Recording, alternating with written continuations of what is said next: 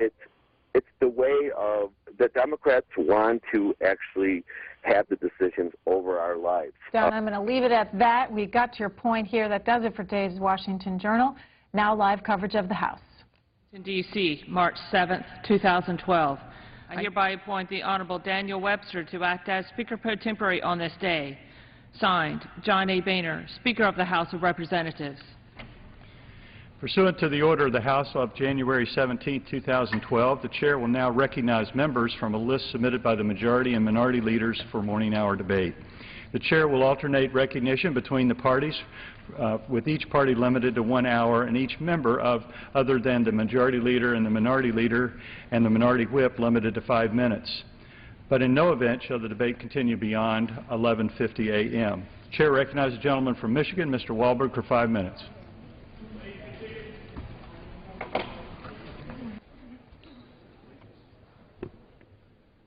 Thank you, Mr. Speaker. Mr. Speaker, we've all had to dig a little deeper in our pocketbooks when visiting the gas station lately. Gas has now reached $4 a gallon in my district. Combined with the stubbornly high unemployment rate in Michigan, I know my constituents are hurting. However, the pain at the pump has sparked more conversations than ever about domestic energy development. Even the harshest of critics are starting to realize that American oil, American gas, and American coal are viable solutions to our energy crisis with countless numbers of benefits. The time is ripe for our country to embark on a new chapter in energy production. American energy, an overhaul of this, if you will. Right now we have faced with an abundance of expansion possibilities, all there for the taking. New developments in science and technology make this possible. You've probably heard at least of a few. Terms like fracking, 3D mapping, and horizontal drilling. These new practices allow producers to easily extract natural gas, coal, and oil from the ground, all while doing it cheaper, safer, and with less disruption to the landscape above. So why has this administration, contrary to their rhetoric, chosen to obstruct progress, energy independence, and security for our nation? House Republicans remain committed to addressing this abundance of energy production and development.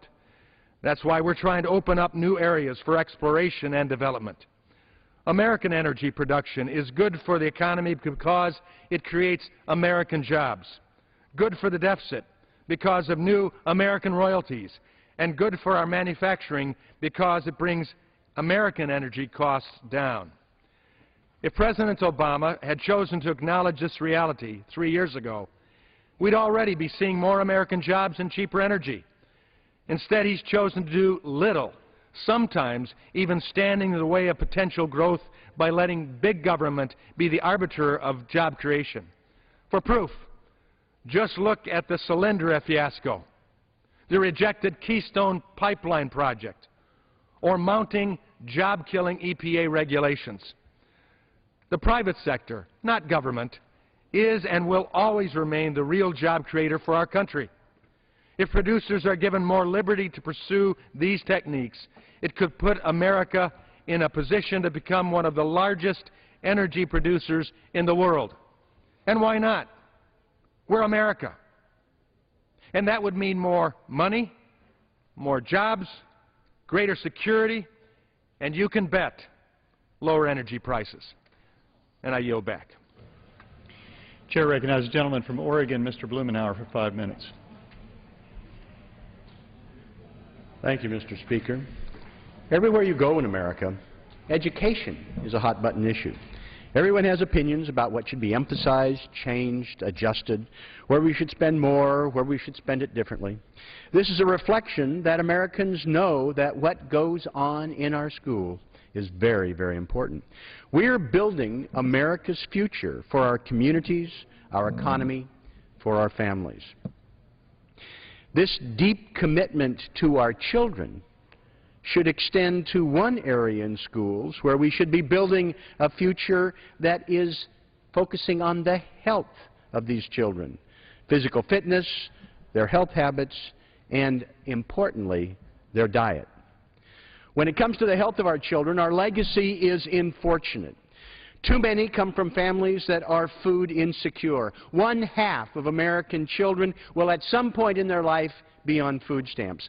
63% of American teachers report that each month they buy food for children in their classroom. Over 20% of American households are just plain hungry. Sadly, in my state, those percentages are even higher. Many children who aren't hungry per se are hungry for the right foods. They consume far too many empty calories. Pizza, soda, and baked goods are the top 3 sources of calories for our children. Since 1980, maybe that's why childhood obesity has doubled, so that today 1 in 3 children is overweight or obese. One of the most direct ways to attack the problem is in our schools, where over 31 million children receive over 5 billion meals every year for free and reduced lunches. And actually, they're not just lunches anymore. They are increasingly school breakfasts and now school dinners.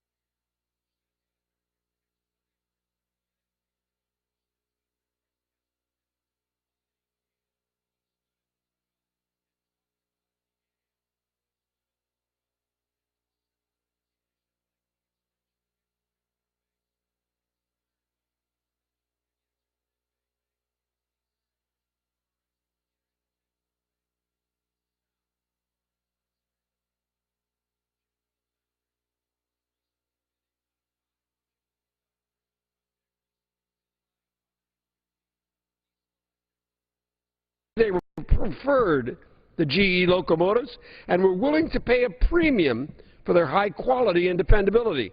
But there was a complication. The bid from the Chinese locomotive manufacturer included a financing package with longer terms and drastically reduced fees that GE could not match on its own with private sector financing. The Export-Import Bank stepped in with a financing package that matched the Chinese financing package and enabled Pakistan to make its decision on a true apples-to-apples comparison of American and Chinese goods. We can win that one. We can win it always when we have a level playing field.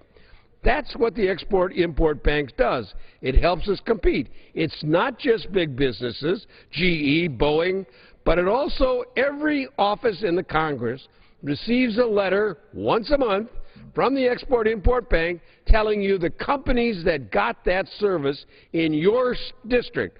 Nucor Steel, Brooks Rand Labs, Nova Fisheries, American Wine Trade, Coastal Environmental Systems, International Lubricants, all in my district received the businesses, the support of the Export-Import Bank. Without it, they couldn't have done business on their own. Now, in the past year, not only have we supported $34 billion worth of exports and 227,000 jobs in 3,300 companies in this country, the U.S. Treasury has gotten back $3.4 billion in fees from the loans they make. So where are we? 50 countries in the world do this. China is using every tool available to it, including this one. But the House Republicans sit over there with their heads stuck in the sand and allow the Export-Import Bank, we're about a month away from it expiring.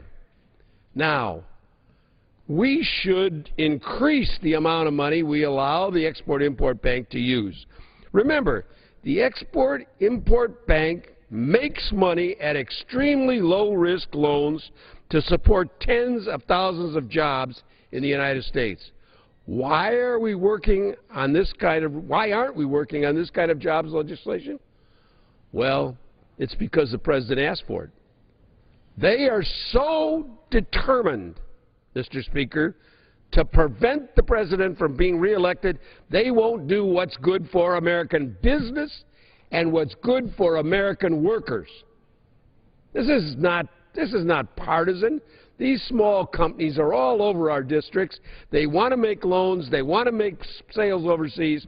They need the help of this bank. And the Republican leadership sits, I don't know where they are, somewhere in a dark room. Somebody should turn on the light and tell them there's some stuff to be done and get out here and pass a real bill, not this jobs cockamamie thing we're going to do in a few days about repackaging stuff we've already passed.